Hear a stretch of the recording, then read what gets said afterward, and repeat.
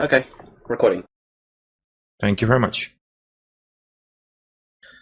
All right, folks, moving on with the class. What we'll do today is, first I'll give you a small slideshow. It's not very large, so be warned. The last slideshow I used for my class was huge. This is a little smaller. Let me link it to you.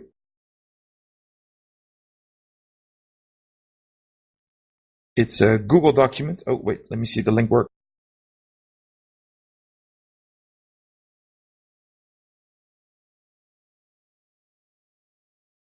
That one should be better. It's a Google document, so if you have Google Mail or any other Google account, you can access it. If we all try to access it at the same time, you might get a warning that it won't work for you. Then just reload the page and you'll open it just fine.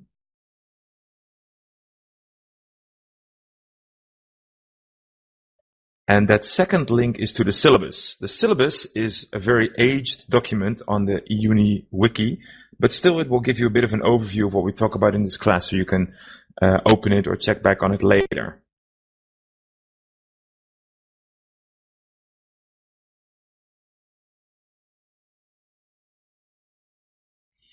All right, is everybody opened the slideshow? Is that working for everyone? Please X up if it's not working for you.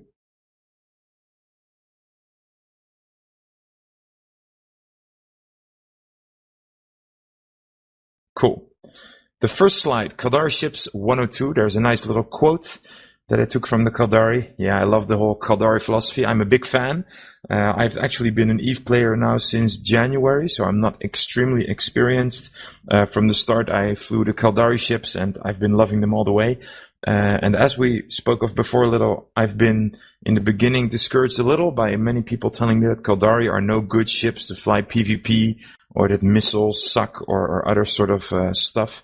But I found in talking to more experienced EVE players, and with experience I have myself, that is completely not true. Caldari ships are very good ships, as long as you know what you want to do with them, and you fly them in a way that's suitable for you personally. You can fly them in PvE. They're some of the greatest mission ships that there are in the game.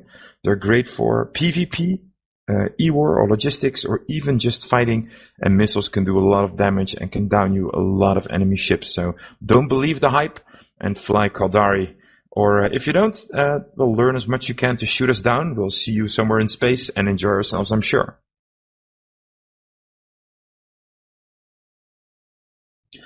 The second slide has the class contents. I'm sorry, I think I made a little typo in the overhead. So the second slide, you'll see that we'll talk about 4 different parts. The advanced ship philosophy of Caldari ships. We'll do an overview of the Caldari advanced ships. So we'll talk about all the ships in the different classes.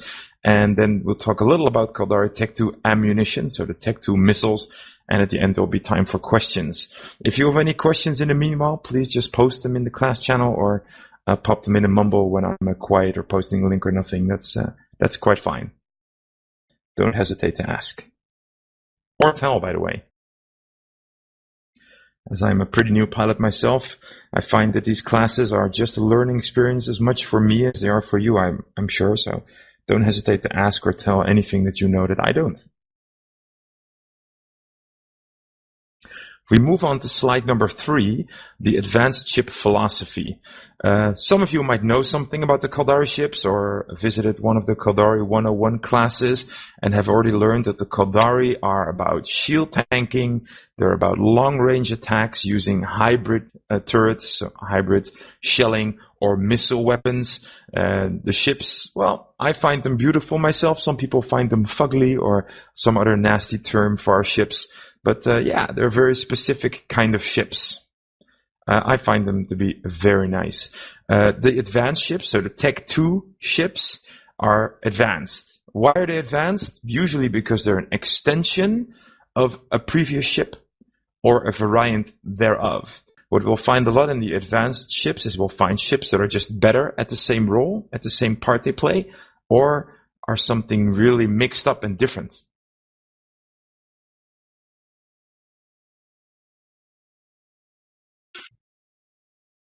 Yes, somebody's keying up. You have a question? Go.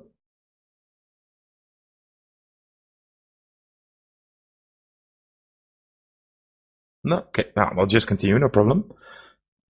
So what do I mean by extensions of variants? For instance, Perhaps most people here know the Caldari Cruiser, named fittingly the Caracal. Let me link it up for you in class, just a sec.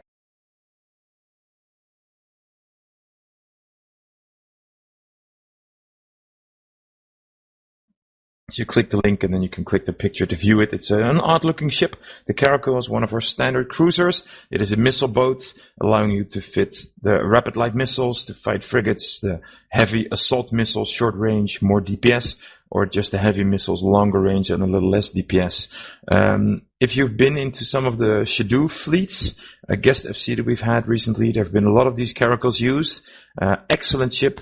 It's also great for doing PvE, level 2 missions in a Caracal, or I myself have done the Sisters of Eve mission arc. That's often advised for beginning players to do. It's about 50 missions. I flew them all in a Caracal. I killed, is his name Dogan or Dagon? The guy at the end of the mission arc, the bad guy. I even killed him in a Caracal. I was quite pleased with myself back then. Dagon, yeah, that's the one. Thank you, Victoria Carter. I killed him in a Caracal. It's a wonderful ship. The T2 variant of the Caracal, and actually a beautiful ship as well, could be an extension. So basically a missile boat like the Caracal, but better at its job. Longer range, more damage, more missile fits, more high slots, for instance, just better at what it does. But some T2 ships, yeah, well, ugly icon, I'm not sure. I think it's beautiful in its own special kind of way. Some T2 ships could be something really different. Let's say that you would take the Caracal, then fit it with hybrid guns. Give it a railgun bonus or a blaster ship, completely different, so that you as a Caldari pilot could change things up and take a different role in a ship that looks just as beautiful as the one you've been flying before. So that's basically what T2 ships are about. They fill more specific roles, as the third point suggests, more focused on specific tasks, which is pretty special. The mainline, the T1 ships, are very versatile. As we talked about before, you can fit them any way that you'd like and use them for any purpose you'd like. And most of the T1 ships are so versatile and so well balanced these days by CCP that you can do a lot of different things with it. And sure, you hear a lot of people min-maxing about you get a nerf on the Drake and the Drake is now terrible. But I'm not sure I agree. I think that most of the T1 ships are very versatile and you can do a lot of things with them. You can see the 4-point advanced ships. We'll talk about capital ships a bit. We didn't speak about that in the first class. Tell you the truth, I think capital ships are great. They look beautiful. And I think the whole idea of having these huge ships in the game is awesome. It's something that they've added to the EVE game that makes me really excited. Having said that, EveMon is a program that allows you to do skill plans or skill training plans on your PC, or if you have an iPod or similar device, you can use Neocom, or well, there are probably different programs you can make a skill plan with. Some of them even are available on the web. If you type in the skill plan for a capital ship, you'll be training for 100 plus days, 120, 220 days to fit in a carrier. Or another capital ship. So that, to me, is still very much the future of EVE. I hope to be part of it one day. I've seen carriers in games once or twice, just flew by them real quick and ran. So we'll talk about that a little, but more from an academic perspective, because I haven't flown them myself. Perhaps someone here has more experience with them, and later in the class I'll definitely ask you to share. So if you move up to the last slide, slide number 4, there's a little chart. And to be perfectly honest, it's a chart I stole. This is dangerous to say. I stole it from the Goons website. Is anybody here unfamiliar with what Goons are? Anybody, if you don't know what Goons are, X up in class?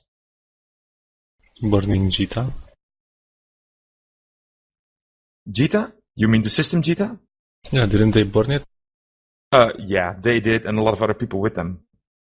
And the Metani, I think he's one of the top ranking guy in there, I think. Yeah, the Metani used to be their spy master in the past, and he's a former CSM member. I'm not sure what role he exactly plays, but yeah, the Metani is a goon. He has a website, themetani.com. Goons is one of the largest, if not the largest, alliance in EVE. So the largest player-organized corporation alliance group in the game of EVE. It's players that take from another forum. It's called somethingawful.com.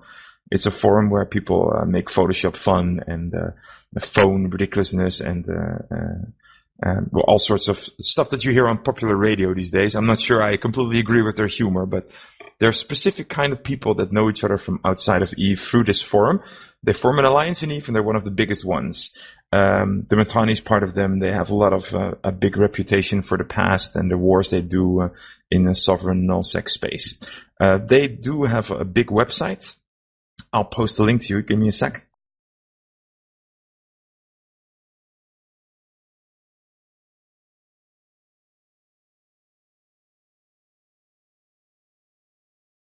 They do have a good website. I posted a link to it here about what you should train bit.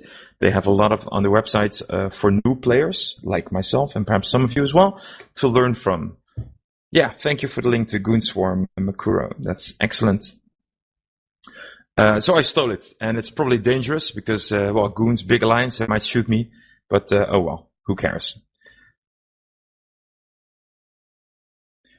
In this chart, if you look at it, page 4, there's a bit of a specified layout of ship progression. The top line, T1, is what you probably know. Frigates, the smallest class of ships, is what you get into first. Even if you do the career agents, the beginning, very beginning of the game, the tutorial that you do, you go to a T1 frigate, and at the end of the advanced military career agent, you get yourself a T1 destroyer. For Caldari, that's the Cormorant that you get. Another one of the destroyers that we fly is the Corax, the one that looks like a U-boat, you know, like a submarine. Pretty cool ship. From that, you go to cruisers, battle cruisers, battleships, and capital ships. The progression. You can see that most of these cruisers or most of these progressions on T1, very versatile ships. You see the ones below, the T2 ones. You can see, for instance, for frigates, Interceptor, assault ship, electronic attack frigate, covert operations, covert ops, and stealth bomber are ships with a specific role. And they've underlined in this chart the role, damage, tackling, or support. And that's important because the advanced Caldari ships have this very specific role attached to them. It's really important to note these roles about them, not just for what you want to do with a certain ship, but also what you want to train for. For instance, if you enjoy flying the Caracal we discussed before,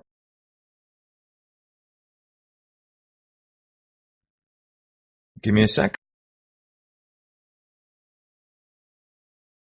Then you might enjoy flying its T2 cousin. I'm linking it up right now, the Cerberus.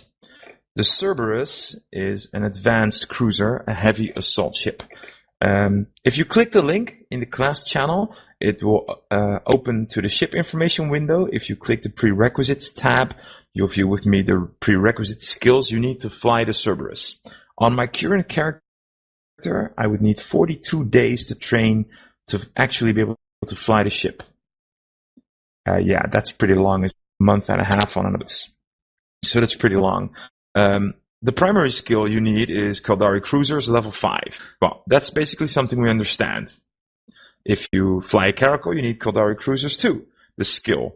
But below, there are stuff extra that you need. You need some support skills like engineering, mechanics, gunnery, weapon upgrades, but you also need the assault ships and even heavy assault ship skills.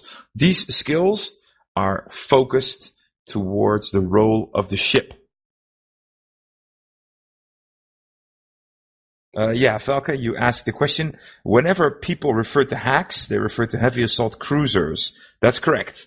Armor hacks is is a bit of a meme in the game.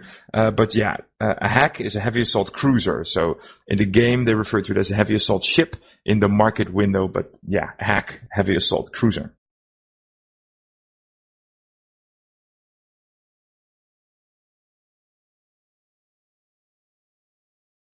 So from this general overview of the ships, we'll start to go into more detail of the ships. The T1 ships we're going to leave behind for now. They're discussed in the 101 class. If you want to know anything about them, listen back to that class.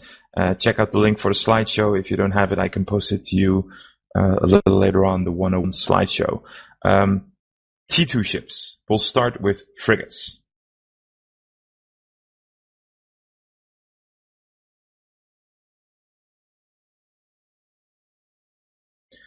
Linked in the class window, the Caldari Navy Hookbill is a pirate frigate, or actually a Navy faction frigate. There is a difference between the advanced ships in saying that they're advanced, so T2 advanced ships, and faction ships. In the market window, you can see this distinction as well between advanced and faction. Faction usually means that the ships are easy to skill into.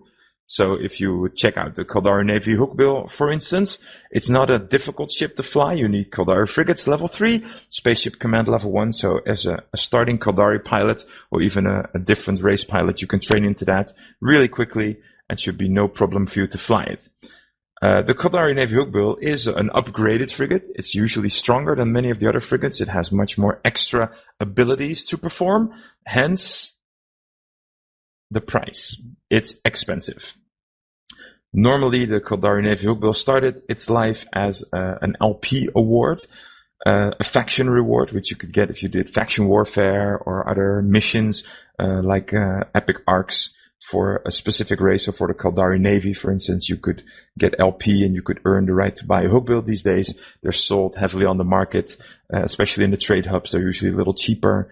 I'm currently in derelict space, so I'm not close to a major trade hub here. A Caldari Navy Hookbill would set me back about 50 million ISK. So that's a lot more expensive than a standard frigate.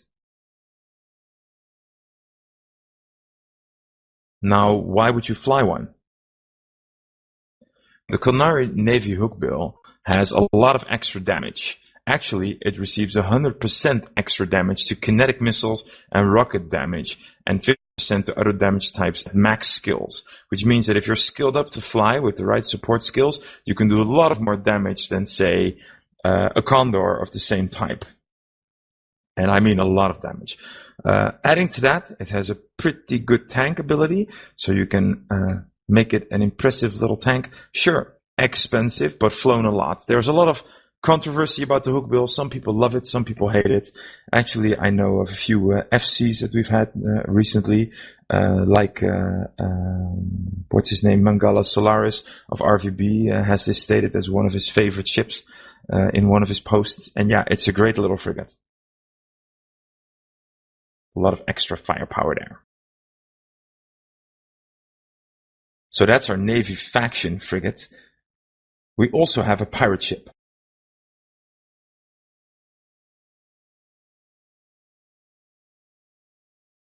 Fittingly called the Worm.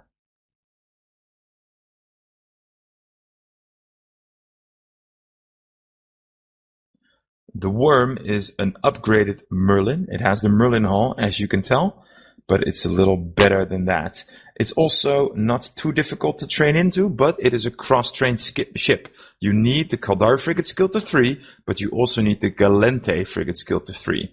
Now, as some of you may know, Eve has a backstory, and in that backstory, the Caldari race was once part of the Galente Federation. They broke away, so they came from Galente roots, they broke away, and they made their own. So you can see quite some of these Caldari Galente crossovers. One of my favorite ones, apart from the Worm, which I really like, is the Rattlesnake, but we'll get to that later, which is a beautiful Galente ship, which you need some Caldari to cross-train. It actually looks like a scorpion with this most beautiful camouflage. Somebody can link up the Rattlesnake, I would be a very happy man. The Worm, the interesting Merlin combined Galente fleet ship. What's so interesting about it? It fits drones.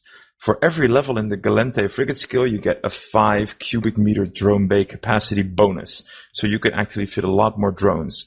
The Caldari are not known for their drone skills, so pretty tough, but still, it's really good. Otherwise, it's a missile ship, and most Merlins are hybrid turrets, so it's pretty cool to have a missile ship fit Merlin.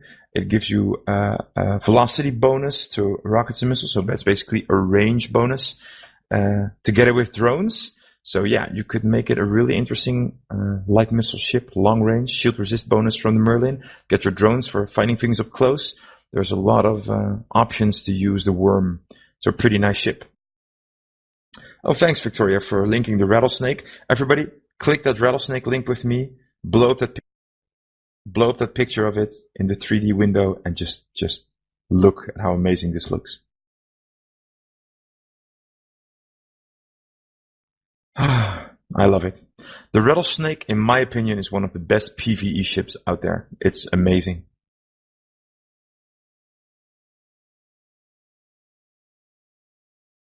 Cool. All right. Beautiful ship there, indeed. On with the frigates. So we've had our easy to trade into frigates, the faction frigates, which you could buy right now. As long as you have the ISK, you can pretty much fly them right off the bat. The advanced frigates are more difficult. There are 4 different kinds. 4, I was right. The assault ships, the covert ops ships, the electronic attack frigates, and the interceptors. Now, starting with the assault ships, there are 2 Caldari assault ships, the Harpy and the Hawk.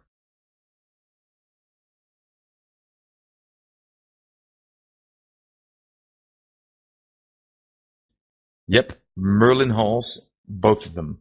The Harpy is a hybrid turret ship, lots of shield resistance, and a large optimal range and damage bonus. The normal Merlin already has this shield resist bonus, but the assault ship skill, the skill that you really need to fly this kind of ship, otherwise you can't fly it, adds even more optimal range and damage bonus. So a really good long range ship. A very nice one too. You can see Harpies quite often. I meet a lot of them in low sec, 1v1 players, pirates, seeking out targets.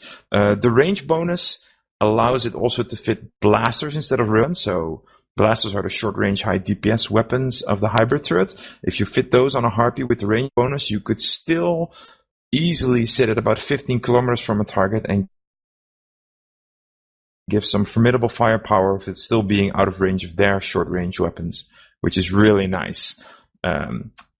It's not the fastest of ships, but yeah, it's pretty cool. It has in the description, they talk about it as a little MOA. It has almost got the firepower of a cruiser-type ship, which is fairly true, especially with the range. But it's a little more fragile, in my opinion. You have the resist bonus, but yeah, it's pretty hard to stay away from enemies because you're not very fast.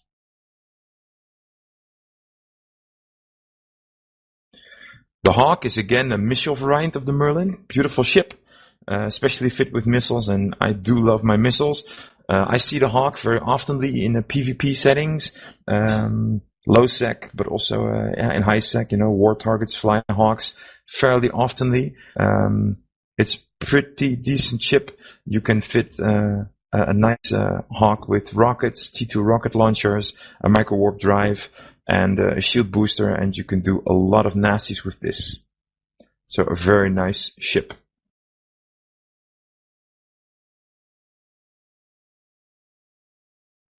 Valke Murakumo asks, what needs to be considered when you decide between flying a T2 ship and a Navy ship, skill requirements aside? Is it just for the benefit they provide? Well, Navy ships are a little less role specific than the T2 advanced ships, but yeah, the most important thing I would say is choose in which situation you want to fly it.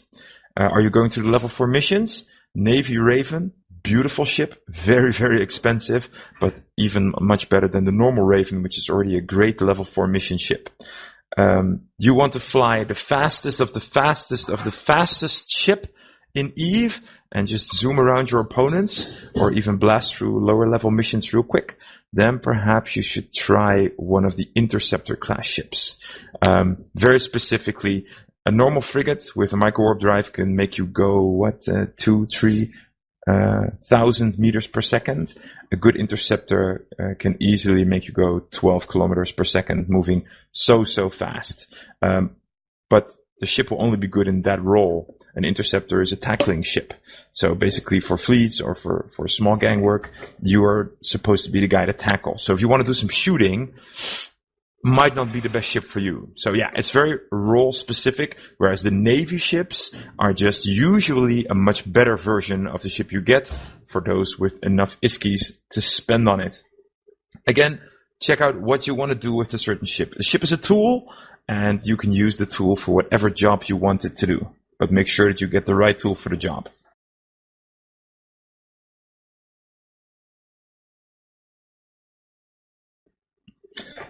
All right, from our assault ships, we'll quickly shoot over to covert ops. Cloaking ships. Perhaps you know something about cloaking ships. There are in this game some different cloakable ships. I'll link the two Caldari ships here.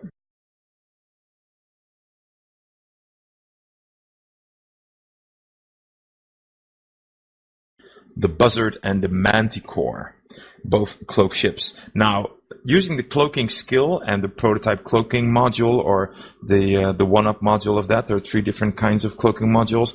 You could cloak any ship, but at a very large reduction in your speed and in a delay of targeting after decloaking. So cloaking a ship could be good for a scout, but cloaking your average frigate or cruiser type ship has a lot of disadvantages, which makes it really difficult to use the cloak. Covert ops ships, especially if you would open, for instance, the Manticore and click the blue eye, you can see that it has covert ops skill bonuses and roll bonuses. These bonuses reduce the negative effects of a cloak. So you can fit the largest cloak possible, the covert ops cloak, which normally is almost impossible to fit to a ship because it has a huge CPU charge and very much negative power grid as well, but also a targeting delay after decloaking and such like that. You would need a covert ops ship to fit that.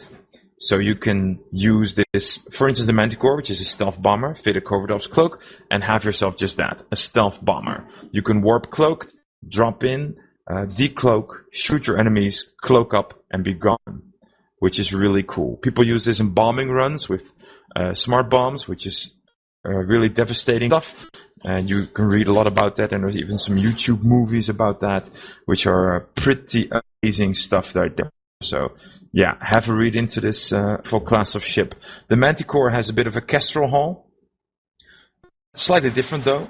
Just take a look at it if you'd like. It's really a unique design. One of the few T2 Codori ships that has a unique design. Most of them are just redos. Pretty good ship. I hear a lot about people flying bomber wings. Bomber wings are usually 7 ships fitted out in a small fleet or a small wing with just 7 of them, because the techniques of bombing, if you detonate a bomb, it will do damage of one certain type, for instance EM or explosive damage. And if you detonate more than 7 bombs in the same area, the damage done to the bombs itself will make all the other bombs destroy as well. So they're usually just of 7. Amazing class of ship. There's actually a stealth bomber wing in E-UNI. Check it out. It's on the forums, and see if you can talk to them people about getting yourself some good info. Unibombers, that's the one. Are you part of it, Makuro?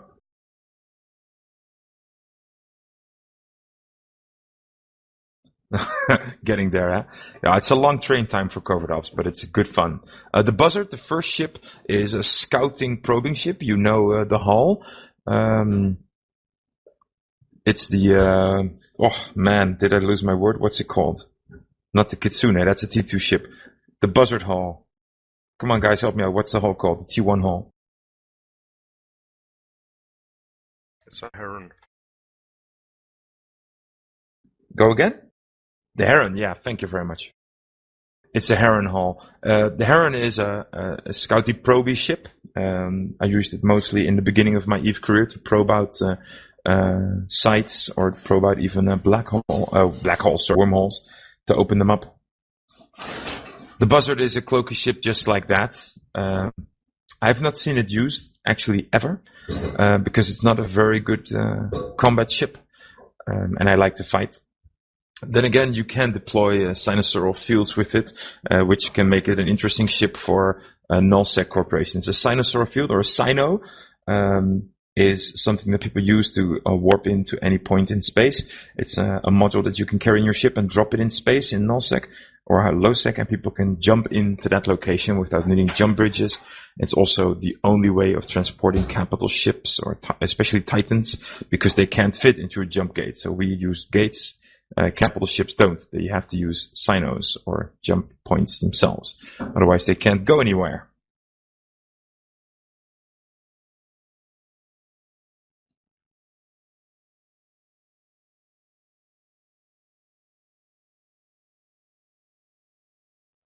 No, good point, Lycosti Mienta. There is a good fast transport with that bay. It's not a bad idea, actually. I didn't think about it. Good point. And if you then use the Buzzard, you can actually cloak, so it will be even safer.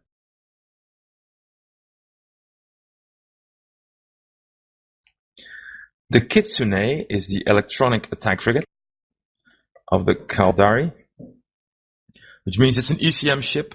Caldari E-War is ECM.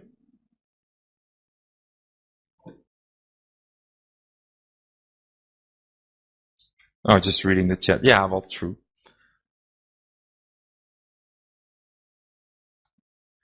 Kitsune is a Griffin-class ship. The Griffin is already an ECM E-War ship, and the thing that the Kitsune does is basically just that job a lot better.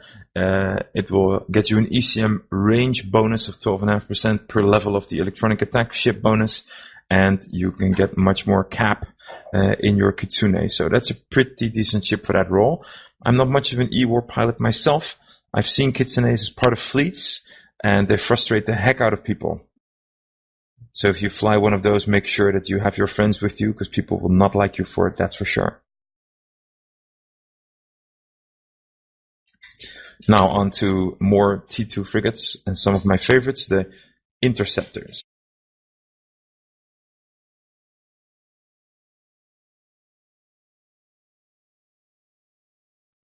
Raptor and Crow. Interceptors, as I said before, the fastest level of ships. They're basically the tackling ships. Their role, strictly as is, tackle other ships. Keep a ship on the battlefield so that others can pound it down and destroy it. Interceptors are actually viable as solo from time to time. And there are basically two classes of interceptors. I'm pretty sure that, let me check for you. No, it no longer says, but in the past, the role of interceptors used to be field interceptors or fleet interceptors. They've taken that away from the market window now. The Crow is more considered a field interceptor because it can do a lot of damage on its own and has a range bonus to its missiles and a damage bonus. The Raptor, let me check for you, has a bit less of that. It has a hybrid turret, damage bonus and optimal bonus, but somehow it was more used in a fleet role to support other ships. It gives you a bonus to scram and disruptor range. So yeah, again, these propulsion jamming systems. If you fly an interceptor, you'll be flying some of the fastest type of ships, and you'll be focused on what they call long point in fleets. You know that most of us beginning pilots in the uni, if we join fleets, people tell us a tackling frigate because that's always very handy. If you make a specialty out of it, you can fly an interceptor. So long skill train, but they're some of the fastest ships in EVE. Pretty exciting, and any fleet will love to have you as a tackler on board. You could also fill a role as a scout because you can get in and out of situations really quickly, and there are some of the reasons that people sometimes talk about a speed tank.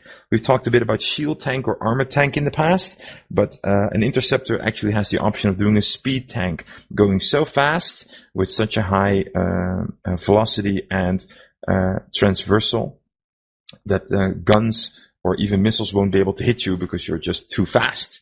Which is exciting, but takes a lot of player skill to fly. Skills surely I don't have. But if you want to know a little more about it, let me see. No, I'm afraid, I'm not sure if I have it here.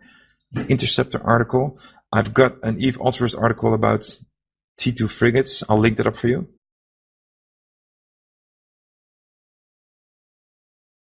Afraid it doesn't go into depth on these really fast ships. Otherwise, a very good advice I can give you is find the forums, the E-UNI forums, check out the recorded classes and find the recorded class on Interceptors 101. It's a great class. Listen to it and you'll learn much about these ships. They're amazing. Damage output, not so much. Speed, oh yeah. And very good at tackling. So fleet people will love you for it. All right, that leaves us up to the cruisers. Oh no, first, sorry, our Desi. A T2 destroyer. We actually have one T2 destroyer. You know the Cormorant we talked about before, and the Corax. Cormorant is a hybrid turret destroyer, one that you get after starting career in EVE, and the Corax is our first missile or rocket destroyer. The T2 one is the Flycatcher.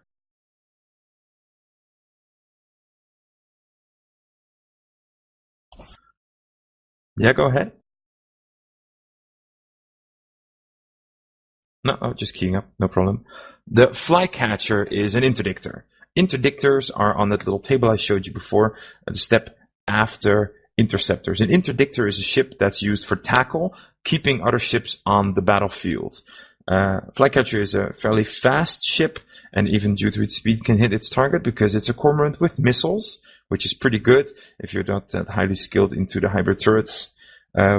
What is an Interdictor? An Interdictor can fit a module in it for which it can drop a bubble.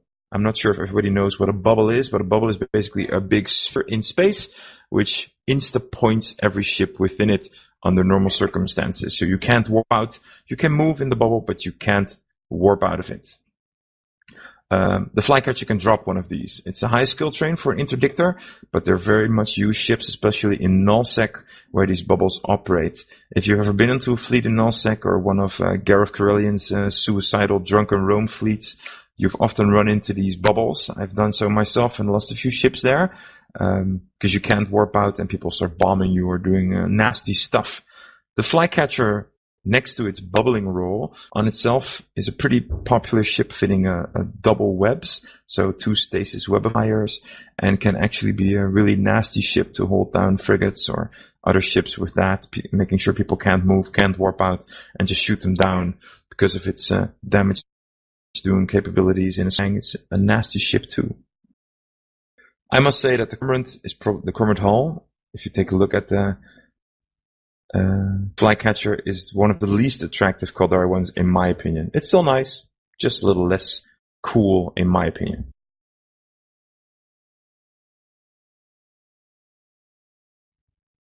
Okay, that was the destroyer. On to the cruisers. We'll start with faction cruisers, and I'll link you a little article.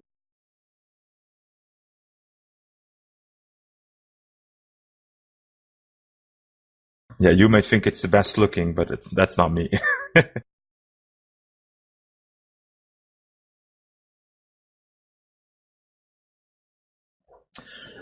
So, as Caldari, we have a pirate cruiser. I just linked the article which talks about that. It's called the Gila.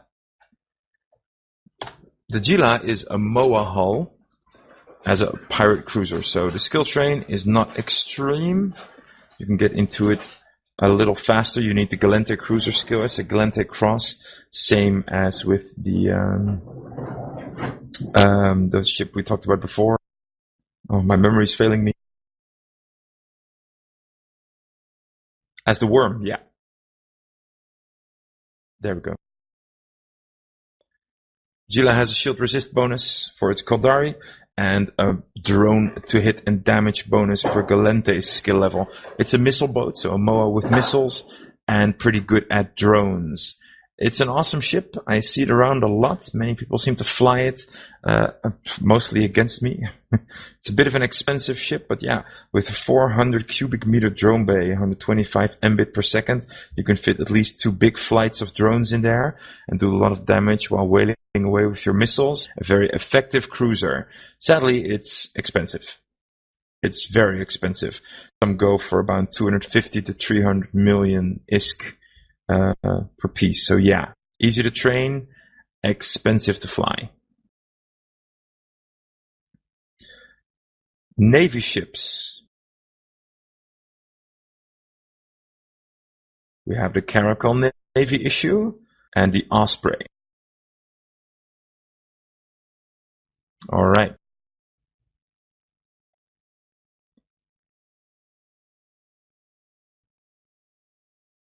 Let me see. Give me just a short second, folks.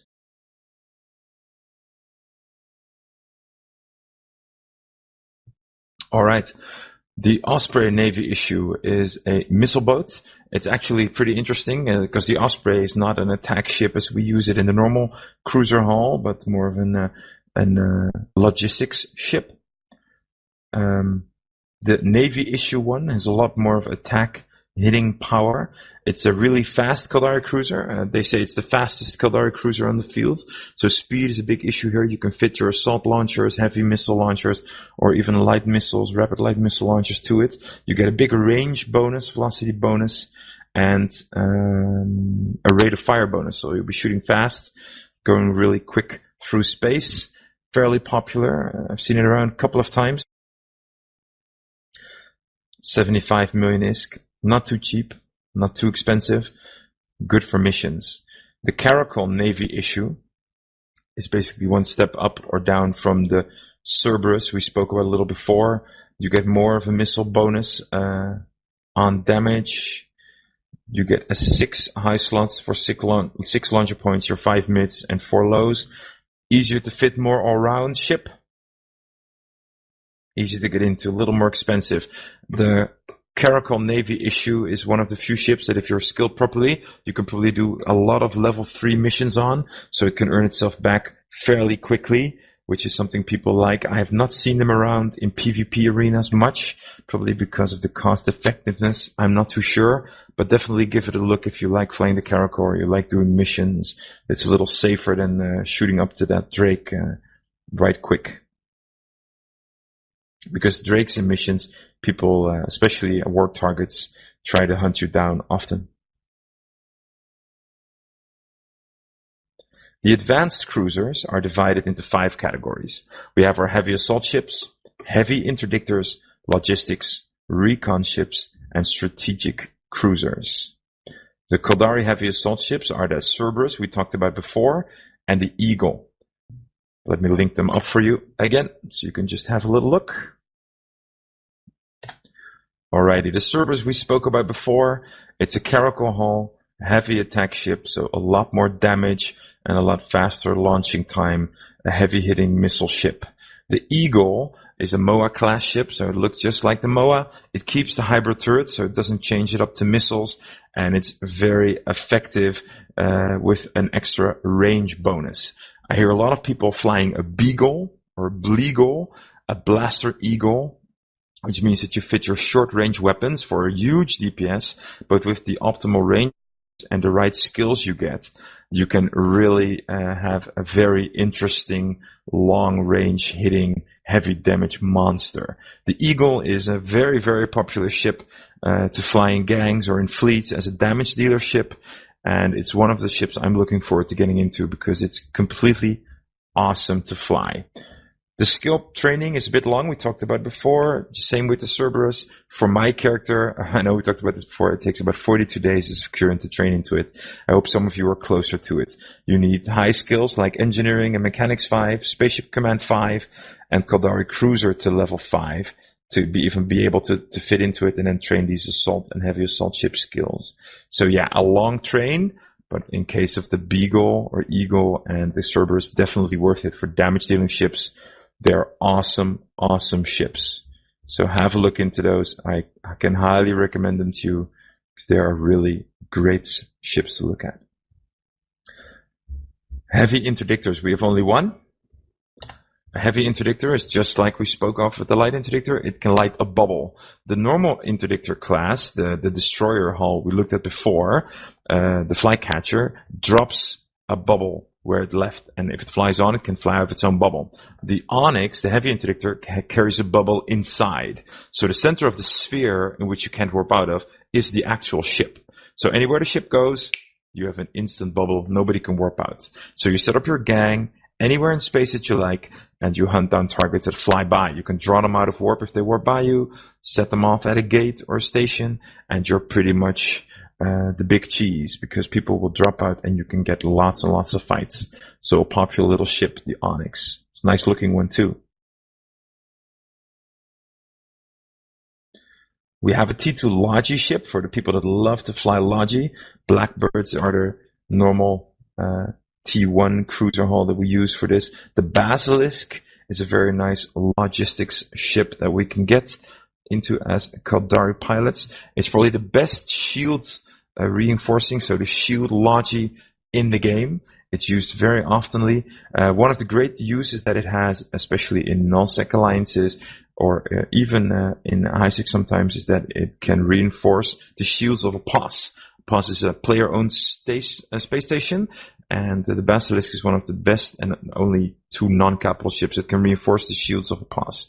So it's a logistics ship which helps you pump the shields of other players. That's really good. Some people use it in a gang for PvE, level 4 missions, or even incursions, to support a Raven.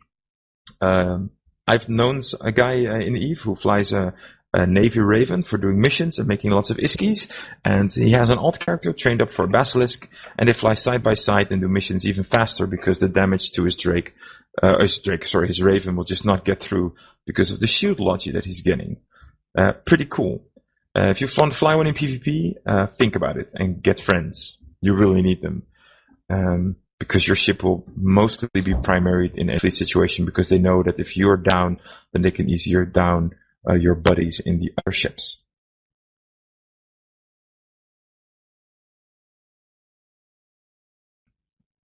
Okay, recon ships, next cruiser hulls. We have the Rook and the Falcon.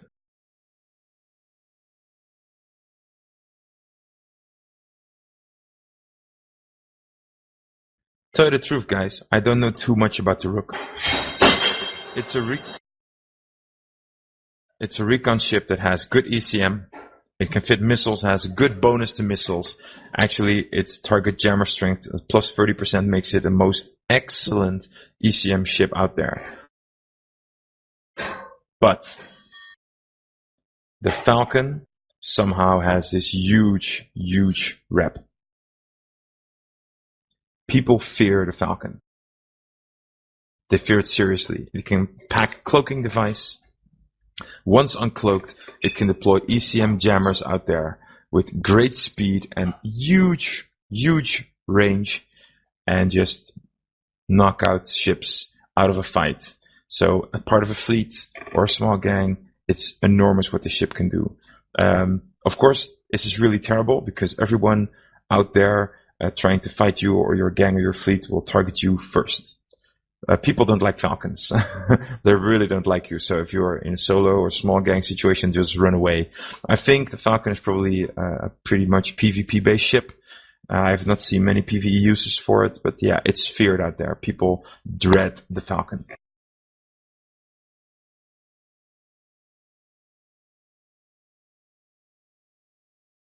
But then again, outside of the uni, I mean, in uni we use a lot of ECM ships, lots of Blackbirds in some of our fleets. Outside of the uni, it's much less done. Some of the, like RVB, one of the largest high-sec PvP corporations, even outlaws ECM ships, so outlaws the Caldari E-warships. In most situations. Because it frustrates other players. They don't like to fly against it. Okay, guys, something interesting. Strategic cruisers, the fifth cruiser type for our T2 advanced ships, is actually not T2, but something they call T3, and it's the Tengu. And just allow me to link that again for reference. The Tengu is an amazing ship. The Tengu is a T3 strategic cruiser, and as such, you can change parts of its hull. What does this mean? I'm not going to go into extreme detail, but the Tengu is one of those ships that allows you to fit different modules and thus take a different look. If you open the picture of the Tengu in your market window, you get a listy of all the systems you can fit: offensive, propulsion, electronics, defensive systems, and every system you fit, the Tengu will look differently and have a different role. This ship is multi-purpose. It can do a lot of the stuff that you'd like to do with it, and it's a great, great ship. It's often used for missions and incursions, in which it's perfect. It flies through those quite quickly, and even in PvP it's often used. So it's a very versatile ship, and it's a beautiful, beautiful looking ship. It's really expensive though. Just buying a Tengu, depends on how you fit it up, can easily cost you 250 million iskis. And I've seen some Tengu fits, rigged and all, going for 1 or 2 billion isk. It takes a huge amount of skill to train into. Let me take a look for you. Oh yeah, well, I'm not that far from it. It would take me 23 days of current to train into it. But it has some disadvantages apart from the huge amount of isk you need for it. If you lose your Tengu, so you're killed and you end up in your pawn, you lose skills. There are support skills you need to fly the Tengu. Let me see what they are exactly. Like Electronics 5, Engineering 5, Mechanics 3, Shield Operation 5. Or the subsystem skills. Yeah, you're quite right. You'll lose one of your subsystem skills. So it depends on how you fit it. You'll lose skills. Actually, I'm not the complete expert on strategic cruisers. I love the Tengu though. It's a great, great ship. If you want to know more about it, there's a great class recording on the forum about strategic cruisers. I took the class myself as well with one of the most amazing teachers that we have running around in the uni, and he explained it really well. Check it out, because the Tengu is a great ship to train for and maybe to make a career out of flying. It's amazing. It can do a lot of stuff. As I said, mission-wise, PvE-wise, it's absolutely beyond compare. It even, by some, or by many, considered much better than the T2 battleships out there for missions. So really a great thing. But yeah, also in PvP, many people use it as a chase ship. So you fly into a bigger gang, you start to fly away, and you shoot them down where they can't come close to you, stuff like that. Very versatile. You could do a lot of different things with it. Not a ship with just one role, but it can probably fit many of the different roles. So check that out. Very, very interesting ship.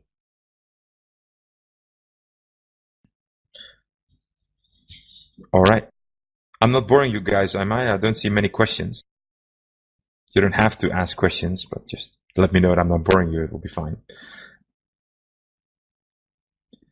We would definitely lose subsystem skills by being potted despite having updated clones. Yes, Valke, Marakumo. No matter what your clone, you will definitely lose them, I think.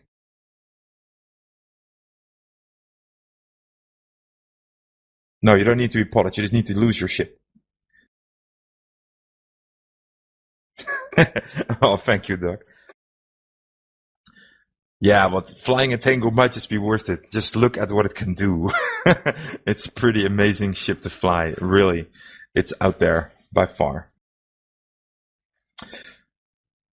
Okay, guys. Battle cruisers. We have 2 T2 battle cruisers. Ejecting won't work if you're already taking much damage, if your ship will be destroyed afterwards. I'm not sure what they did to it, but no, you'll just lose skills and you'll be damned.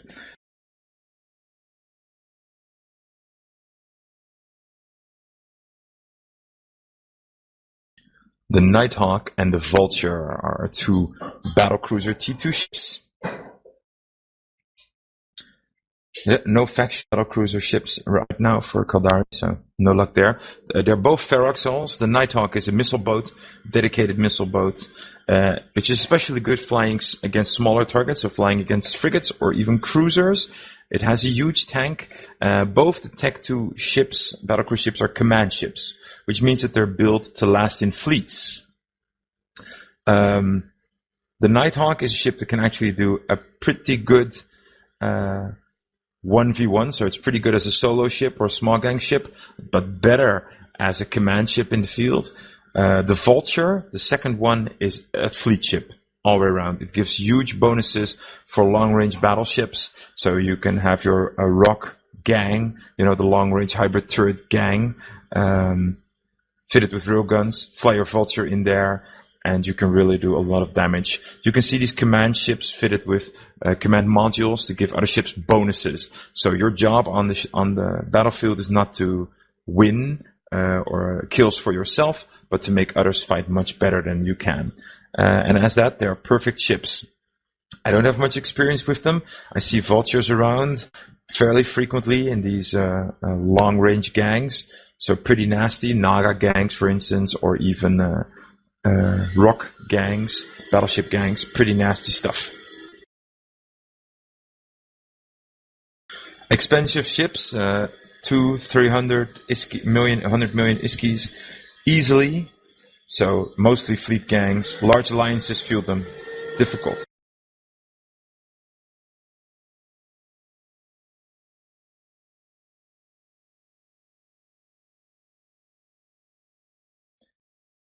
Alright, bringing us to battleships.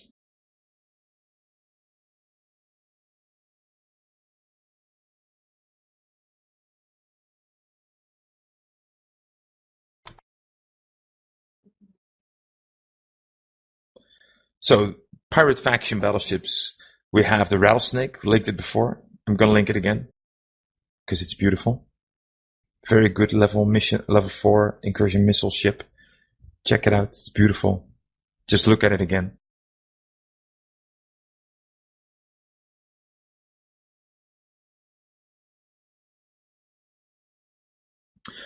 Navy issue ships, the Navy Raven and the Navy Scorpion. The Scorpion is an ECM ship normally, gets primaried in every fleet because people don't like ECM.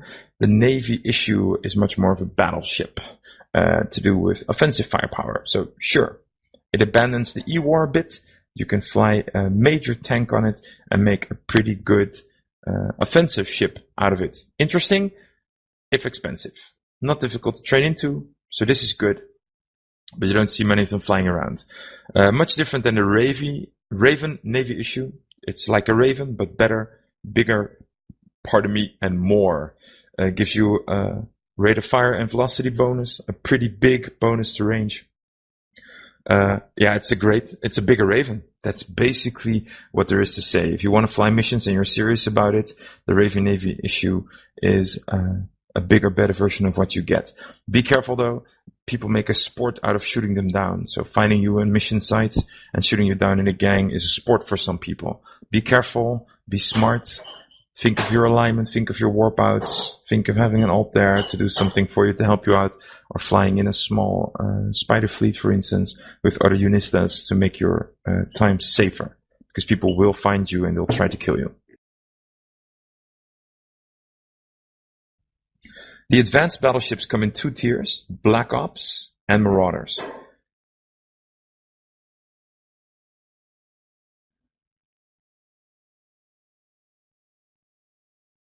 The Widow is the Black Ops Caldari ship. Black Ops means that they got cloak. They can come in when you don't expect them, and they'll shoot you down. It's a ship mostly used in nullsec, mostly used for a thing that they call AWACSing. AWACSing is a type of is it scamming? I'm not sure. Is it spying? Pretty much. People will put a pilot into an alliance or a corporation with the ship. They'll fly a fleet somewhere, and that pilot will turn out to be a spy. Call in the Black Ops gang, and they'll fly these nasty little Black Ops ships towards you out of cloak and destroy your fleet, or just pick off targets of opportunity and make you have a really bad time.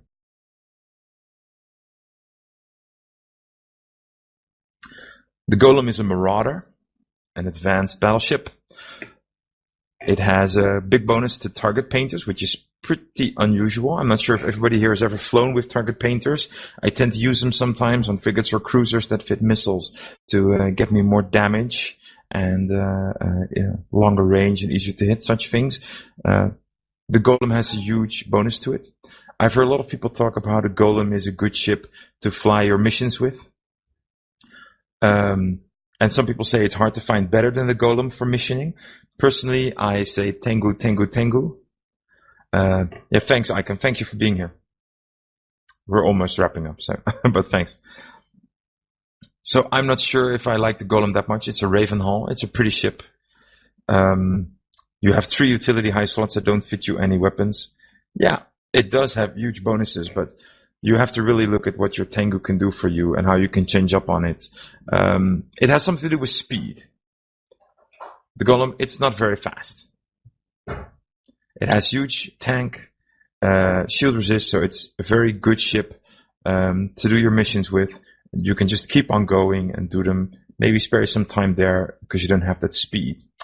I don't know. I don't have experience with it myself. I say to people, try it out. But for 1 billion ISK ship, yeah, that's just a lot of ship. It would take me still 70 days to train into it if I start now. I'm not sure. If you have any other experiences with the Golem, please just let me know. Type up in class or take over Mumble.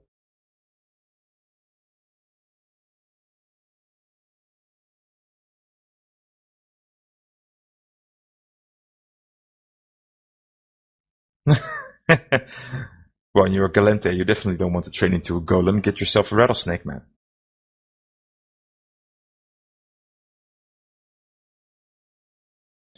Yeah, Amakish, you're very right. It has the huge missile types, the larger weapon types, which makes it really difficult to hit frigates or cruisers.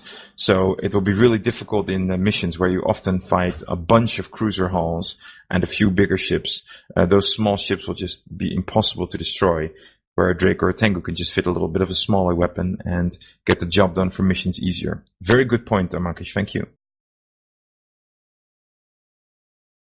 Alright guys, that brings me over to the last part of the class, which is pretty much cap ships. Again, I said in the beginning I don't know too much about it, but I'll link you the Caldari ships up and we can have a look at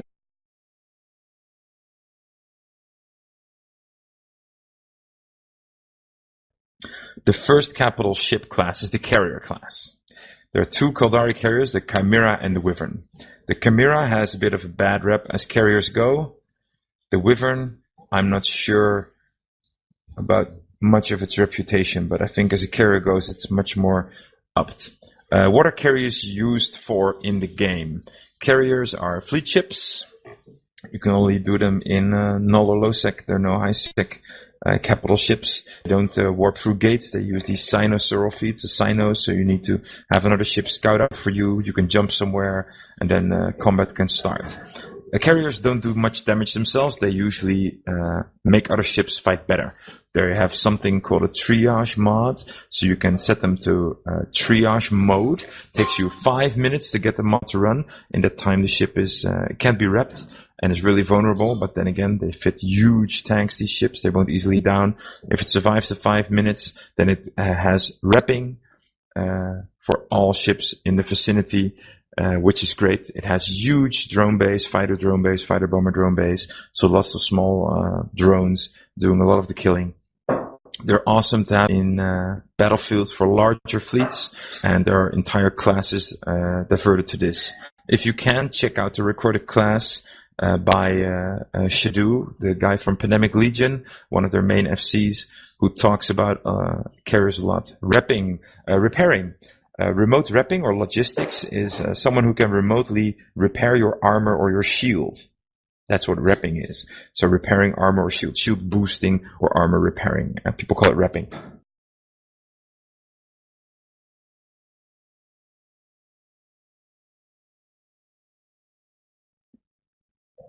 So those are the carriers. Carriers are not damage dealers themselves very much, even though they do have these drones, these huge amounts of drones.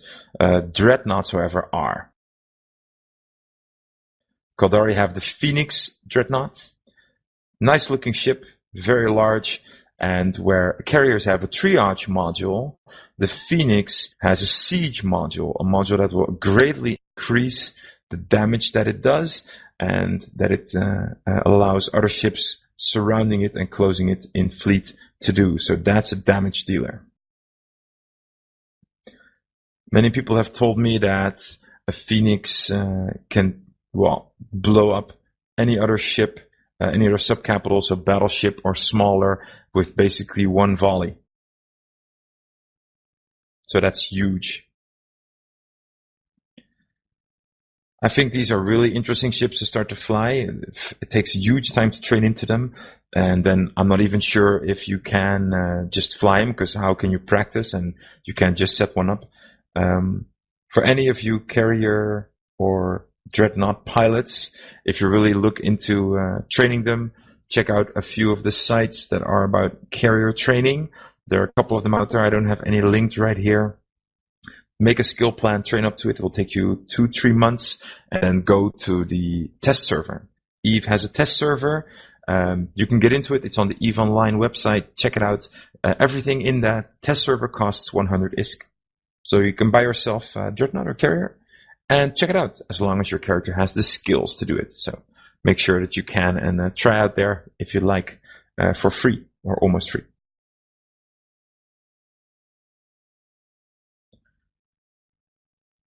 That leaves us with Titans.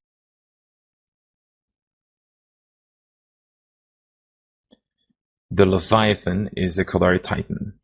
Titans are the biggest of the biggest player-owned ship. It takes you about half a year, 150 days to train into a Titan. That's absolutely huge training time. That's the stuff we read about. That's the stuff we read about. The Battle of Asakai, something about a Titan, a guy who flies a Titan, warped into somewhere wrong, and he got destroyed. Huge alliances have these things, and they shoot around with people. It's terrible. The Leviathan can fit what's called an Oblivion super weapon, which is a one-hit, one-kill weapon. It can destroy everything it hits at into the game. It can destroy, I think, even dreadnoughts in one shot. I'm not quite sure. Takes a long time to reload, though, so they can do it a couple of times. Leviathans can jump other ships out, and Leviathans, together with normal carriers, can allow you to refit your ship in space as long as you're close enough to them. They have a bay for it. Let me see, what's that name again? I don't actually remember. Titans also hold clone vat bays and jump portal generators, so they can jump anywhere they like. Of course, it might be dangerous, but they can make their own jump points and jump away for a couple of systems. They also have a clone bay. So now we have our clean clones stored in a station. But if you're a part of a large corporation, you can keep your clones in a Titan. It's basically a portable station with amazing weapons. So yeah, when I learned about these ships, and I'm still learning a lot about these Titan-type ships, the game of Eve just grows so much bigger than what we can comprehend. It's huge. Many people will tell stories about how the Caldari capital ships aren't the greatest capital ships in the game, but honestly, flying a couple of these around in a gang would be amazing, don't you think? So far, I think that the E-UNI doesn't have much. They're working on a capital program, I think, again. I don't know much about it yet, but it's stuff that's being worked on. If you want to get into capitals, you have to join the larger nullsec alliances. They have a couple, or even a lot. Pandemic Legion is one of the most famous for having a lot of capitals. See about joining them, but they'll obviously want to know you a lot better, and you have to be an experienced player to get to the level where you can fly capitals or sub-capitals. All right. Just before we close off the class, is there anyone interested in the T2 jump freighter, the Rhea?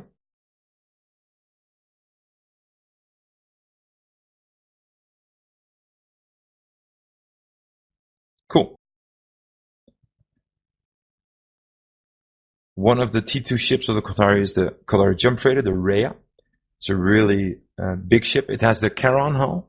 The Charon is the T2 one, so the one you can more easily get into. The Charon has it's basically a capital ship. As a jump freighter, it's used. It can make its own jump points. It has a jump drive, so it can easily put you out there. It takes a lot of skills to get into. It would take me about 85 days, so that's pretty awesome. Fun thing, it has a Caldari freighter skill bonus to cargo hold, but as a jump freighter, skill also gives you a big bonus to shield armor and hull hit points, makes you a little safer. This is the stuff that the red frog and blue frog and black frog guys use often, the jump freighters. They're awesome ships. Of course, you have to be really careful. They can jump themselves in and out of systems, so it's safe, but they need a small fleet to help them out. Scouts, at the very least, to make it safe so that they don't... Oh, really, Cartilage? I didn't know about that. Red and blue only use regular freighters, only black frog. Okay, I didn't know. Thanks, man. I only do business with the frogs. Yeah, you're pretty much right. Too expensive.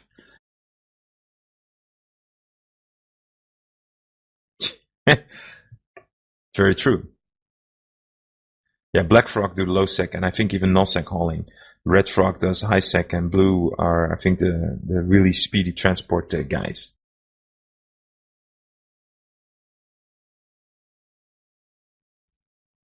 Okay, just NPC nullsec, they don't go into solve?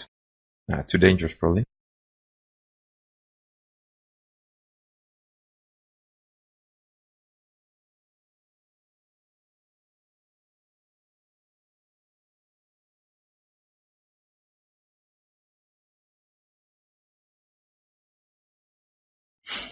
Yeah, I can guess most of the large alliances have their own transport wing. and even some of the smaller ones. I mean, a lot of people have alts to haul in stuff. As you might know, it's much more difficult to get your hold of ships when you're in low sec or even in null sec, because you're usually far away from transport or trade hubs like Yita or Hek or Rens. They're quite far away. All right, I think we've gone over most of our T2 Caldari ships. I have got a few more links for you. Just give me a second, I'll put them up.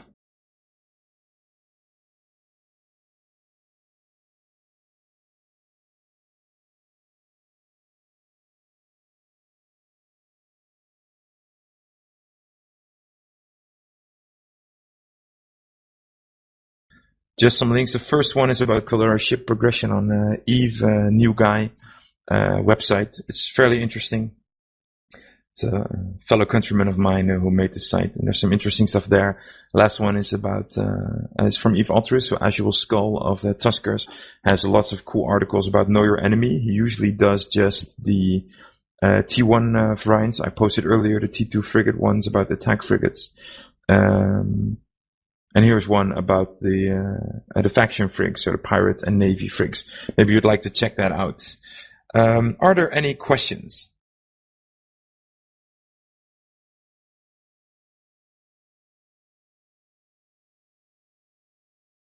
Feel free to wake up. I've rambled on for an hour 15.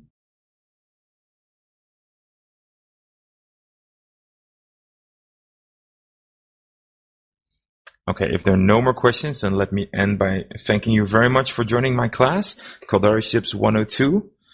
We'll get the recording in later, I'm sure. Thank you, Falcon Murakumo, for making it. Oh, wait, we have a question here by Victoria Carter. Do you know anything about the proposed Caldari changes for Odyssey? I know very little about them, actually, but let me take a look at my Odyssey cheat sheet. Give me a second.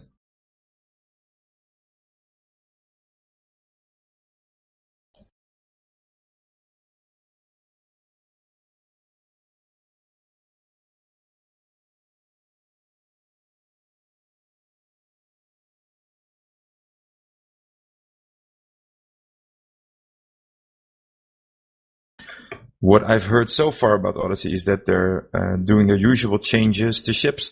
They're taking a look at the battleship. Changes I know are coming to the Rock, Scorpion, and the Raven. The Scorpion one I know a bit about. They've had a lot of feedback, and they're going to change one of its high slots for a low slot. So the Scorpion will be changed, one of the high slots for a low slot. The Raven is gaining a little bit on power grid and CPU, I can read here. And there's some stuff being done to the Rogue. Let me link you an article that has some more Odyssey information. So Victoria Carter, if you can check that out, then I'm sure it will answer a lot of your questions regarding. Thank you, everyone. If you have any questions, please feel free to email me or PM me on the Eve forums. Thank you for joining. Yeah, the Eagle is definitely interesting, Le Fromage. I'm sure I'll get into it too. One more thing, if you'd like, after class, if you like the class, you have any notes to make, apart from sending me an email or a forum PM, you can send me one ISK. Just click on my character name and donate me one ISK, and you can type a short note in the chat window, and I'll see them in my wallet, and I'll enjoy the memory of having the class together. Thank you very much for your time. Enjoy Eve, fly safe, and we'll see each other in space somewhere soon. Thank you.